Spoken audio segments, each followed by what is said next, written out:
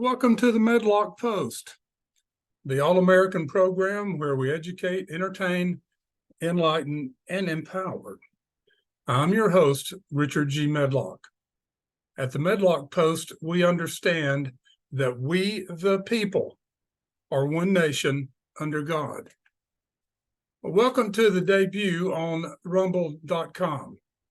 We're happy to be here. Look forward to a long relationship with Rumble and to you as listeners and viewers. We debuted last week or 2 weeks ago our other program, Sensible Truth. There are two of us, the Medlock Post and Sensible Truth. We also post on YouTube and some other places. We'll get into that. So this is our Rumble episode 1, and we are so glad to be here. Now, we have also, or the Medlock Post, Sensible Truth, can be followed, and they will be different things than what we do here. Sometimes it might be the same thing. But Blog Talk Radio, we're on there, been there for a long time, Spreaker.com, Amazon Music. Now, this is for our podcast. Google Podcast, Spotify, iHeartRadio Podcast, and many others. And we have a lot of relationships out there, and we decided to expand into the video part of the program. So again, there are the two programs, the Medlock Post, where our goal is to educate, entertain, and enlighten and empower. And Sensible Truth is our program with the purpose to lift, inspire, and encourage. Now, two different focuses.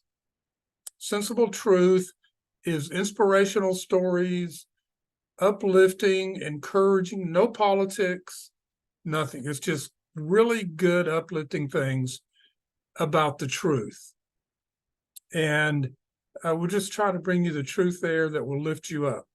The Medlock Post, on the other hand, is in part of the education process. We talk about the Constitution, history, what's going on today. We do a lot of quotes, as you'll see here today under this Medlock Post. A lot of quotes.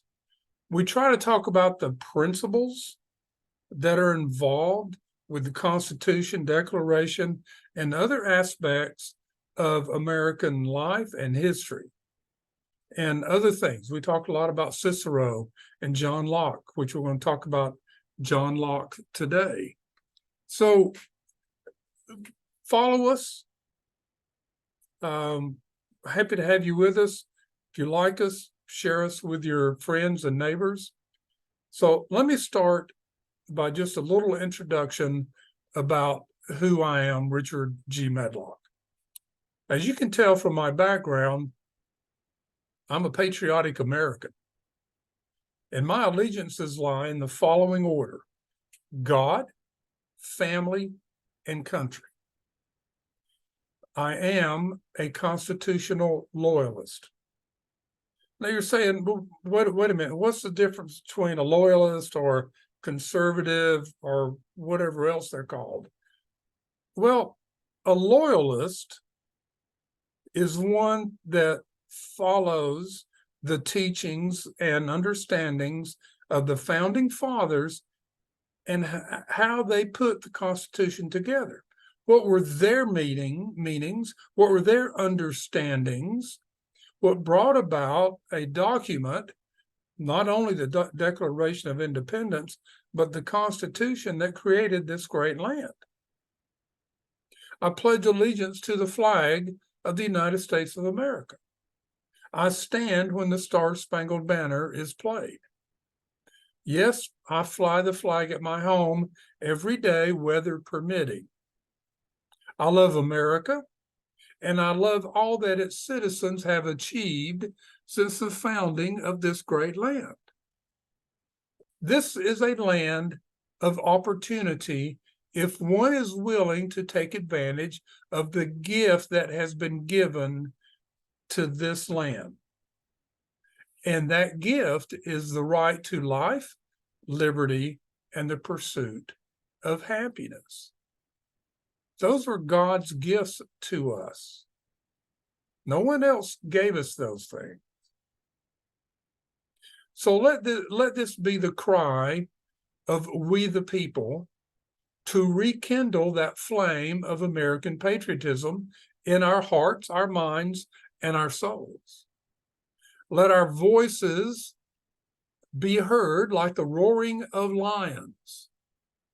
Raise our voices also in mighty prayer to Almighty God to preserve and protect America and strengthen our resolve to preserve our sacred Constitution. Pray that the light from above will guide our work to protect our God-given rights of freedom and liberty. Block from our minds the negative and hateful influences that seek to divide the great people of America. Raise again the American flag, the banner of freedom and liberty, with honor, hope, and dignity. Let not our hearts be troubled with the evil that surrounds us. All right, that's a little of who I am. And as you view and follow, whether you view it on Rumble or YouTube or Blog Talk Radio, Spreaker, all the others I mentioned, you'll get to know me a lot better, where I'm coming from, and the points that I'm trying to make here.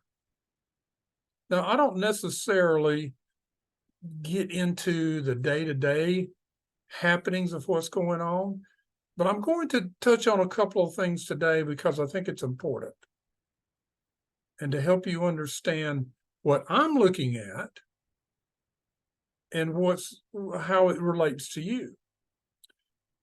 Now, inflation. We've been battling inflation now almost 3 years. And we've been told in the last few months that inflation is going away. Oh, it's slowing down. Well, I don't know about that. Last month we got this report that it was down to a 4% annual rate and that things are looking good. Well, I'm not sure what they mean by good, because in my area, in upstate South Carolina, in the last 3 weeks, gasoline has gone up 20+%, 50 to 60 cents a gallon, depending on which station you were to go to. Orange juice has gone up 20% in the last couple of weeks. Other things are increasing.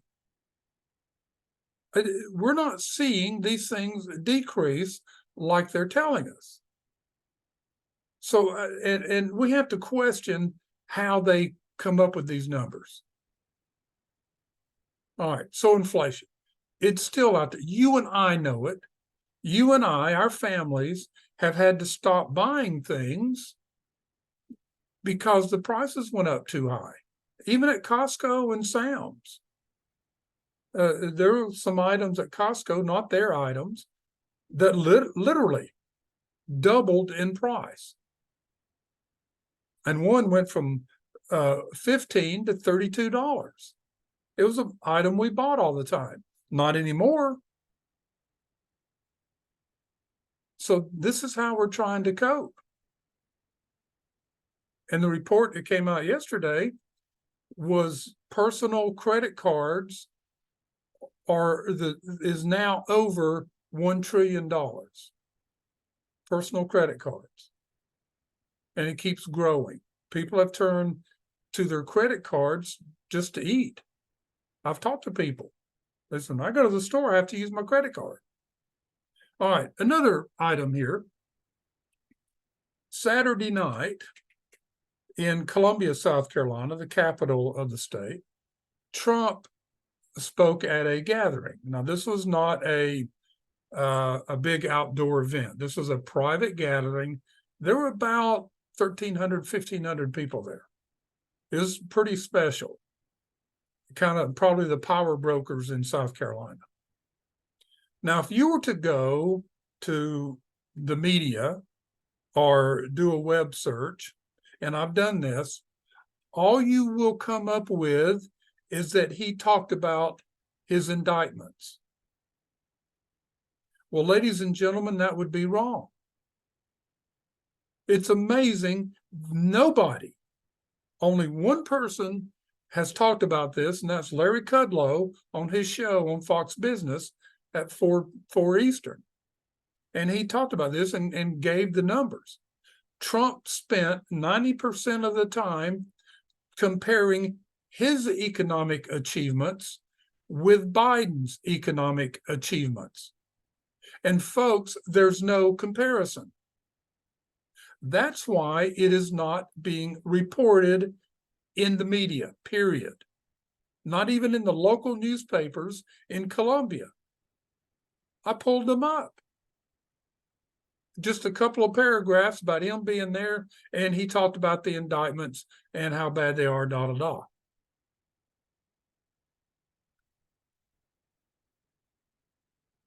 So they're hiding, they're I guess, interfering with the election. But when you sit there and look at the comparisons, it's not. I mean, it's gold versus coal in a comparison. Now, Mike Huckabee, former governor of Arkansas, nice guy. He was on a Fox Business show the other day, and the panel, one of the ladies asked him a question, and she said, Governor Huckabee, there's a lot of people saying that because Trump has all these indictments and other lawsuits and other things going on, that he should just withdraw from the race as the GOP candidate for president 2024. What do you think? Well, Mike Huckabee laid it on the line. And I agree with what he said, and that's why I'm telling you this. He said, if Donald Trump withdraws, they win. And it will set a precedent for the future that whoever is in power in the government can use or weaponize the government against their political opponents and continue to win. This is why Donald Trump is fighting all this stuff. He knows it's not true. He knows it's a political action that they're taking against him. Has nothing to do with the rule of law. And if you look into it, you will see everything they're doing is just about unconstitutional, and it's probably not going to get held up in court. Matter of fact, the Mar-a-Lago, the documents case, the judge in Florida, she's looking at this thing, whoa, wait a minute. I don't think you followed the Constitution in this. I wouldn't be surprised if she dismisses the whole case. But anyway, look at this. If Trump just gave up and went away, the precedent would be harmful, devastating for the future of elections in the United States. Now, let's talk about the economy for just a second. Have you seen the amount of bankruptcies taking place in this country? This year, so far, there's almost a record number of bankruptcies. Now, one was filed yesterday by Proterra, Proterra. They make, guess what? Electric buses. They were formed in 2012, subsidized by Barack Obama. They're located right here in the upstate. They've been a big deal. And they've had their troubles. Governments had to bail them out 2 or 3 times. They're another in the long line of green energy companies that are filing for bankruptcy. Yes. People just, they're rebelling against this battery vehicle thing. And I don't blame them. I really don't. So let's watch these bankruptcies. And let's watch the banking industry, folks. They're tightening up on them. I talked to a friend of mine who's been in the banking industry 30 years. I talked to him over the weekend. And I says, how long are you going to be a banker? He says, boy. He says, they're tightening the screws on the bank so bad, I don't know what's going to happen. But they're shutting down project after project for these people. All right, let's move on. Let's get into some history. I love history. Love to talk about it. But let's talk about some foundations that brought about this country. One of them is John Locke. Now, his birthday is coming up on August 29th. Last year on Blog Talk Radio, the Medlock Post, it's episode 44, I believe. I did the whole episode on John Locke and how it influenced the founding fathers. If you get a chance, go back and listen to that and it's on Spreaker too, episode 44. But let's look at some things about him.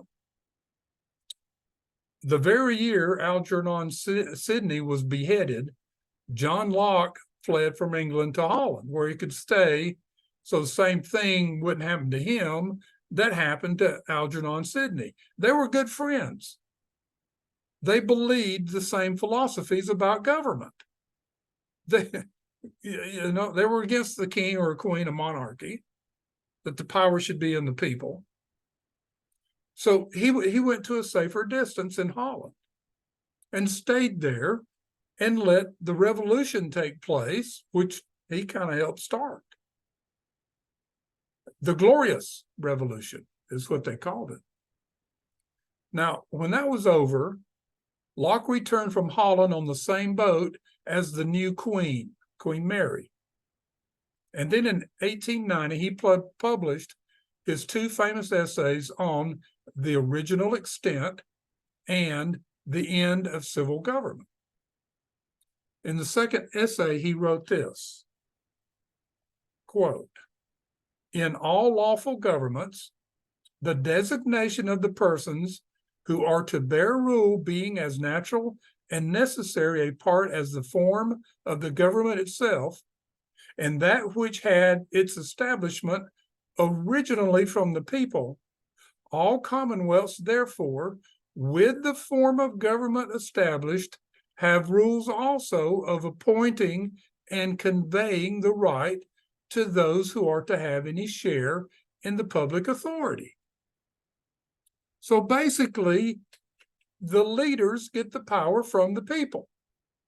Then he continues, "And whosoever gets into the exercise of any part of the power by other ways than that which the laws of the community have prescribed, hath no right to be obeyed."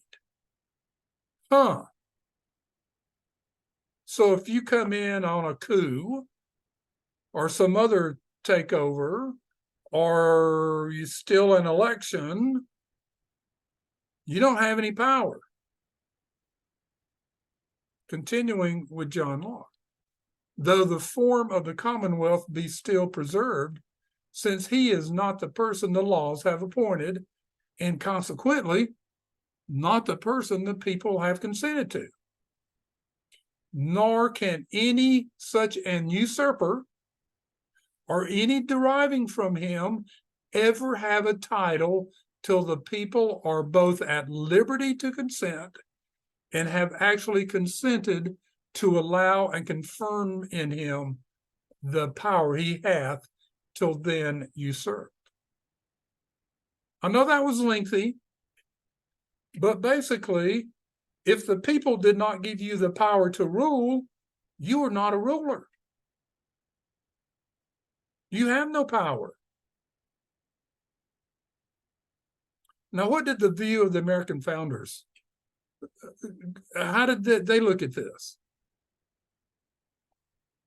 There was no place for the idea of a divine right of kings or queens in the thinking of the American founders.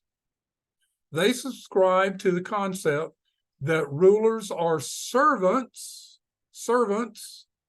of the people, and all sovereign authority to appoint or remove a ruler rests with the people.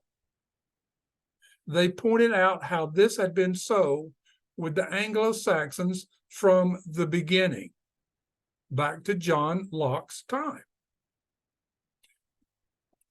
No king, no queen, but whoever is put in place to rule are servants of the people. We, the people, are the power in America and should be in every country.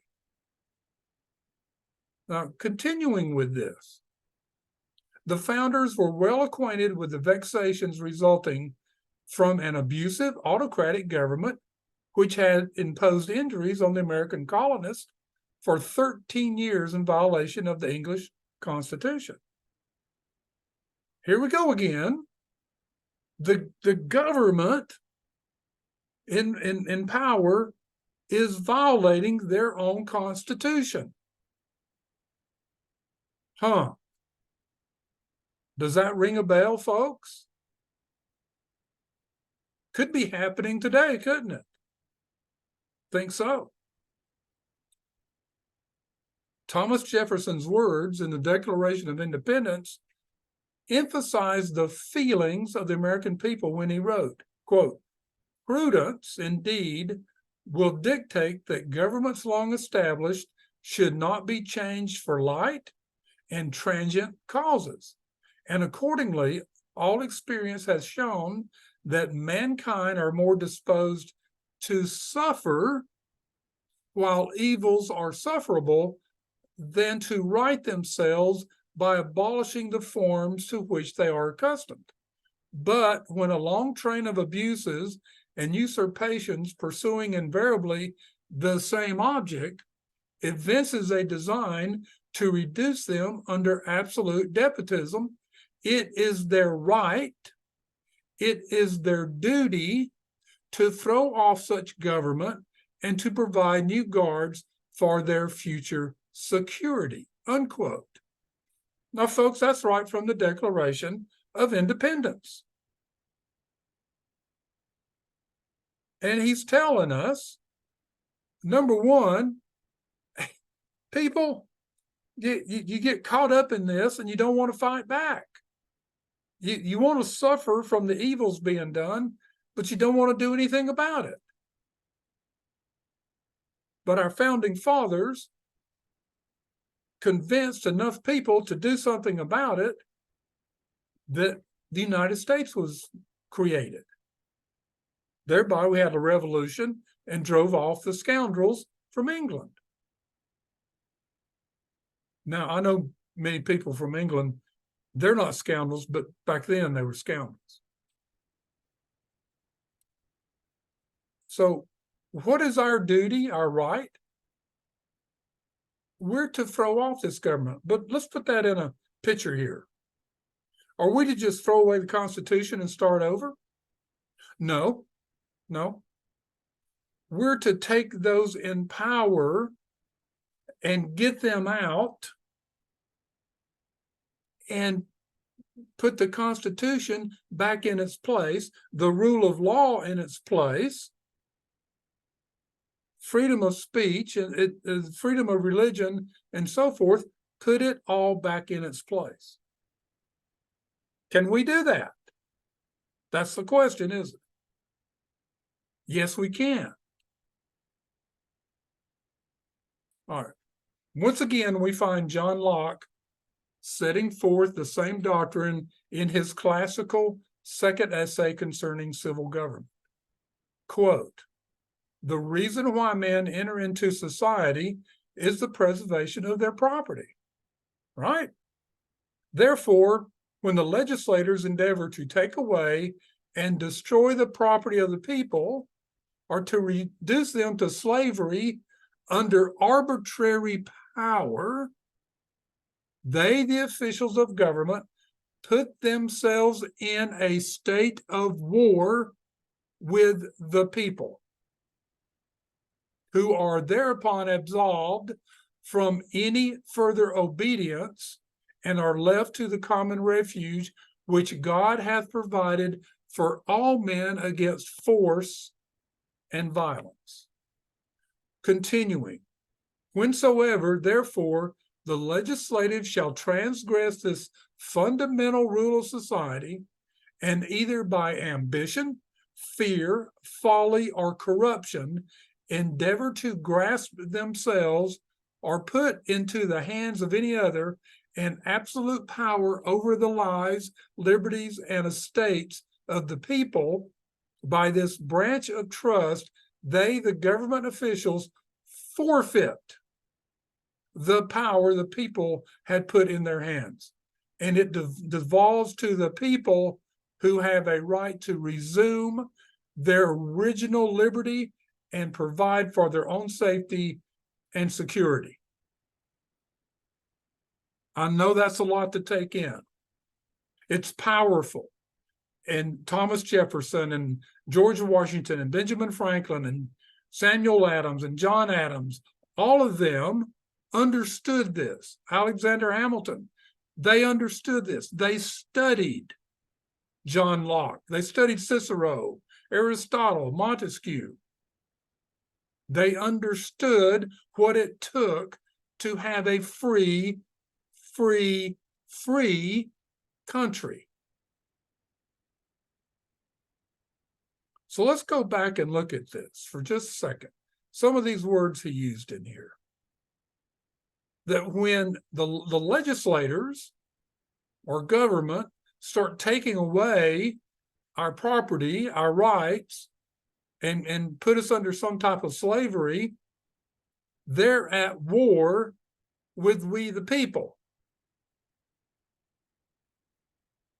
Can we say that today? Is this happening in America today? Yes, it is. Are freedoms under attack? Our freedom of speech?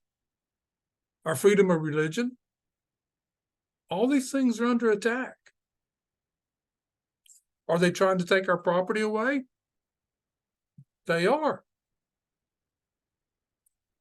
Are they selling our country out, our sovereignty, to other organizations? They are. The World Health Organization, the World Economic Forum, the United Nations, and others.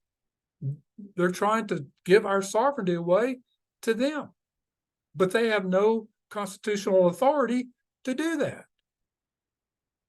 Now, here's how they're trying to do that. Here's the rules, or here's the words that he used. Either by ambition, fear, folly, or corruption. We see that, don't we? We see that. But it's up to us to maintain it and to secure the Constitution and everything that's great and good in it. Now, let me move on here. Let's just keep continuing this discussion. On April 1st, 1789, the House of Representatives met for the first time. And they elected the first Speaker of the House, Frederick Augustus Conrad Muhlenberg, a Lutheran minister from Pennsylvania. Well, thus began the creation of a country that gained momentum very fast because of the virtue of the people and the spirit of freedom that was unleashed. And we're talking about being unleashed. For the next 125 years, America grew and prospered and became the greatest nation on the face of the earth. In those 125 years, America faced many challenges. America fought the War of 1812. America fought the Civil War, brother against brother, and other conflicts and economic challenges. It wasn't an easy road. But America, through we the people, gained its momentum again and again to continue to grow and prosper. And I believe will continue to do so. We can still overcome the challenges that are before us. Now, you're probably asking the question, why does he use the 125-year mark? Because in 1913, Congress passed free bills that started to affect the American way of life and its momentum. Congress created the Federal Reserve System. They passed the 17th Amendment to the Constitution, and the 16th Amendment created the Internal Revenue Service. Now, the 17th Amendment changed how senators, remember, each state, 2 senators. It changed now that they were to be elected by the populace versus the Constitution set it up that they would be chosen by the state legislatures to go to Washington, D.C. to protect states' rights from the House of Representatives. And that worked well up until 1913, or the election after that. That protection for the states just went away, most of it.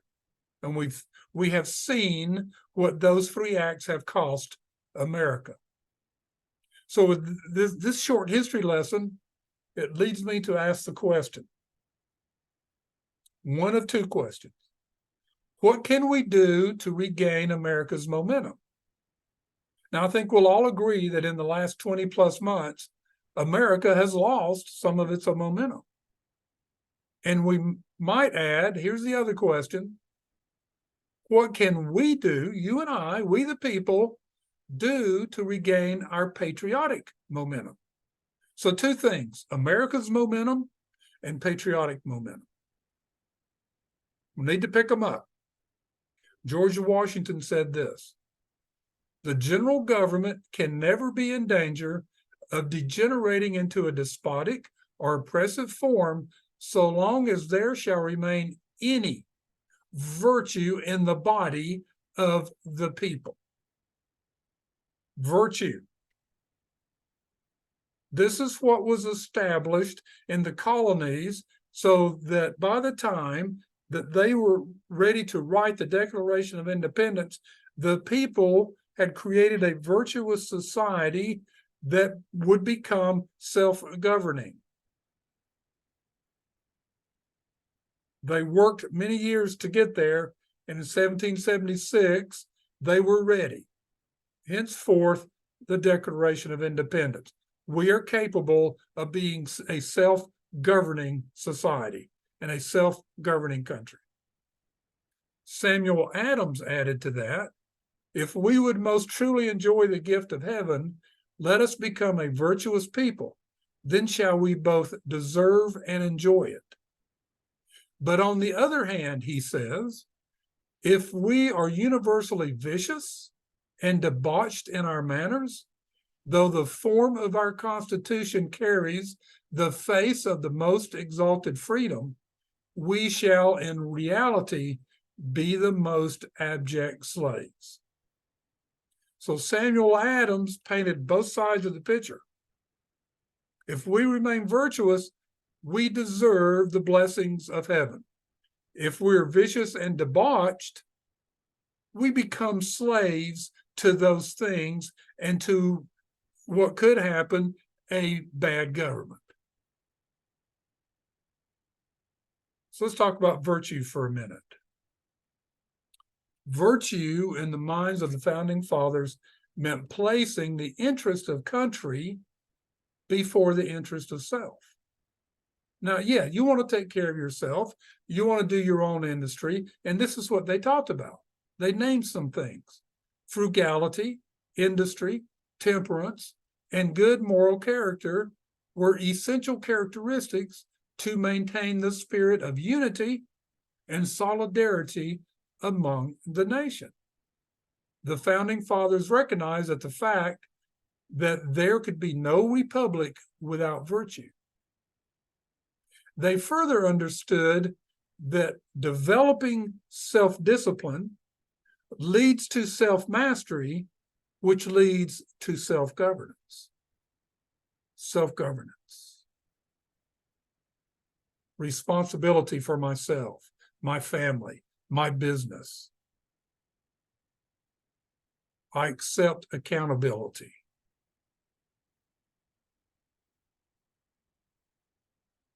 Virtue. Another step we can take is to put away all contention in our hearts. You say, wow. All right, so what do I mean by that? There are forces around us that are trying to cause contention and hatred among different groups. Well, number one, we shouldn't be looked at as groups. We're all God's children, right? But they're trying to divide us, whether it be skin color or class, rich or poor, different nationalities, different religions, and the battle rages on. But we, the people, as individuals and families, should be putting these contentions out of our heart. This is critical in gaining a new American and patriotic momentum. Another suggestion is this: seek truth and heed not the false and evil influences in the world today. There's a whole bunch of evil influences, right? But we need to heed not those voices or those noises. Let's seek truth. Truth is out there to be found. You just have to look for it. And when you find it, you will know it. And then once you find it, understand the principle of that truth. And how does that principle apply to my life? And how can I get other people to understand this, especially in your own family? Don't listen to the voices of chaos. Do not listen to the false propaganda that's being thrown out there to confuse us. Look at the way that you think and understand things. How do you do that? Can you improve how you do that? Yes. Look at what you need to do a reflection and evaluation, then make that change. So heed not to the faults, the evil, and the chaos, and the hatred that has taken place in the world. Seek truth always. Little simple thing. Look at the world with the heart and the eyes of a child, and life will become more beautiful and meaningful. In George Washington's farewell address in 1796, he referred to the French Revolution and warned of the despair brought about by the French in turning away from religion and morality, or virtue, or self-discipline, and self-mastery, and self-governance. He said this, quote, "In vain would that man claim the tribute of patriotism who should labor to subvert these great pillars of human happiness, religion, and morality." Don't be hypocritical about it, folks. There's enough of that out there. We don't need any more. return to religious principles. The United States of America was founded on Judeo-Christian values, not beliefs, values. Values that lead to virtue and morality and goodness and hope and faith. Those are the values that we need in our lives to continue in these challenging times. Returning to religious values are the remedies for the disease that are now eating away the vitals of political, social, economic, and religious lives, and that are destroying our civilization. Now is not the time to be quiet. It is not. John Greenleaf Whittier penned a poem in 1839. This was when the debate about slavery was heating up in America, causing a lot of contention, and it led to the Civil War. Not just about slavery, but part of this was the states' rights. And he wrote this. It's called A Summons. I'm going to read the last part of this. It's a very lengthy poem, A Summons, by John Greenleaf Whittier. You ought to go read it if you want to understand what's going on. It's pretty lengthy, goes into the history of the time. But this is toward the end. And I'm wrapping things up here. Where's the manly spirit of the true-hearted and the unshackled gone? Sons of old freemen, do we not inherit their names alone? Is the old pilgrim spirit quenched within us? Stoops the strong manhood of our souls so low that mammon's lure or party's wile can win us to silence now? Now, when our land to ruin's brink is verging, in God's name, let us speak while there is time. Now, when the padlocks for our lips are forging, silence is crime.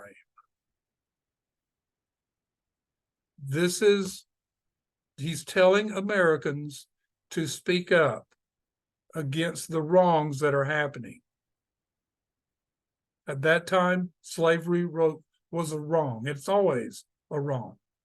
But we have wrongs taking place today, and we need to speak up about it. Don't let those padlocks forge onto your lips. Silence is crime. Speak up. Babe Ruth said, great baseball player, it's hard to beat a person who never gives up.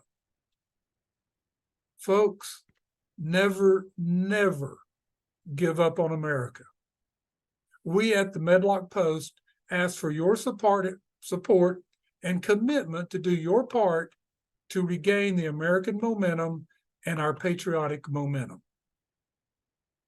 And if you believe America can be turned around from where it is now and improve America for the benefit of everyone who will work and work toward that end, if you believe that, then live your life like it will happen. And I promise you, it will happen. So, folks, that ends our episode 1 of the Medlock Post on rumble.com. Our first video. We appreciate your following us. And this is August 9th, 2023. And that's our show for today. May God bless America.